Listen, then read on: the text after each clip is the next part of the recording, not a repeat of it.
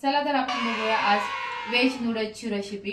त्याच्यासाठी एक packet noodles घेतलंय, बॉईल करून घेतलंय, त्याच्यामध्ये मीठ टाकलंय, मीठ टाकून बॉईल करून घेतलंय आणि सगळ्या भाज्या घेतल्यात। माझ्याकडे एवढ्या प्रकारच्या भाज्या होत्या म्हणून मी घेतल्या। आता तुम्ही ह्याच्यामधून कुठलीही भाजी तुमच्याकडे जी उपलब्ध आहे ती तुम्ही घेऊ शकताय। इथे मी एक पातीचा कांदा घेतलाय, हे व्हाईट कांदा आहे, वरतून पात आहे, इथे मशरूम आहे, इथे पत्तागोबी आहे आणि हा ग्रीन फ्लावर आहे आणि ती शिमला मिर्च घेतली आणि हा बीटचे शेंगा आहेत। तुमच्याकडे जेवढे आहेत तेवढे तुम्ही घेऊ शकतात। आणि हे गाजर आहे। तर ह्याच्यातल्या आपण सर्वात पहिल्यांदा कढई ठेवले मी तापायला आणि थोडं तेल टाकून घेऊया। सर्वात पहिले आपण मशरूम टाकून घेऊया।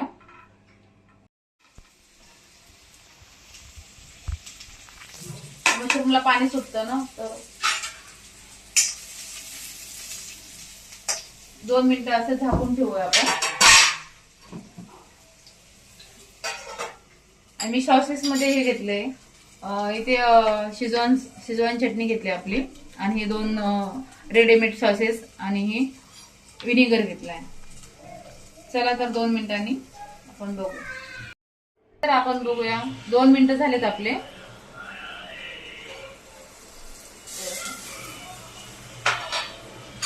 मस्त असं पाणी सुटलंय आणि जे वाफवून घेतलेलं आपल्या डिश मध्ये काढून घेऊ आपण। मीडियम गॅसवरती ठेवायचं, स्लो गॅसवर ठेवलं ना जास्त पाणी सुटतं, तर मीडियम गॅसवरती ठेवलं। अशा पद्धतीने आपण परतून घेतलंय। आता आपल्याला त्याच्यामध्येच आपल्याला पत्तागोबी टाकायची आणि फ्लावर टाकायचं आणि गाजर पण टाकायचं।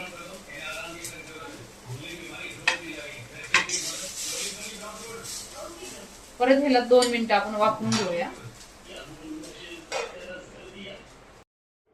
चला तर आपले 2 मिनिटं झाले, आपण बघून घेऊया भाजी आपली कापली मस्तपैकी आपली वाफवून झाली आहे, पाणी सुटले भाजीला। आता आपण गॅस फास्ट करू, हे सगळ्या भाज्या टाकून घेऊया आपण।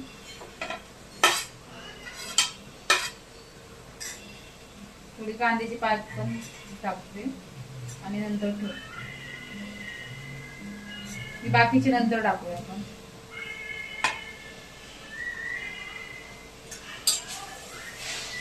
आता ह्याला खास गॅसवरतीच करायचं आपल्याला, स्लो गॅसवरती नाही, कारण भाज्या सॉफ्ट होतील ना।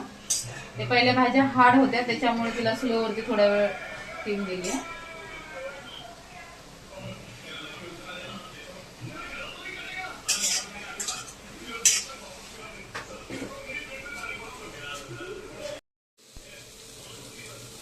चला तर आपले भाजी अशा पद्धतीने बघा फ्राय करून घ्यायच्या। चांगल्या मऊ झाल्यात आपल्या भाज्या।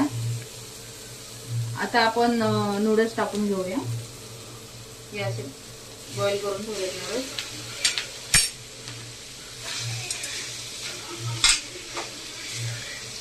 आणि ही चटणी टाकून घेऊया शिजवान,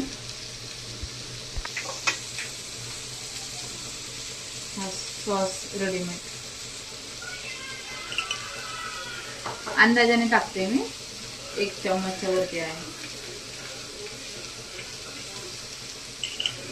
हे सोया सॉस आणि इथे आपला हा मशरूम पण टाकते मी, वरून हा ऑनियन पण टाकते। आणि भाजी सोते करताना ना त्याच्यामध्ये मी थोडं मीठ टाकलं होतं।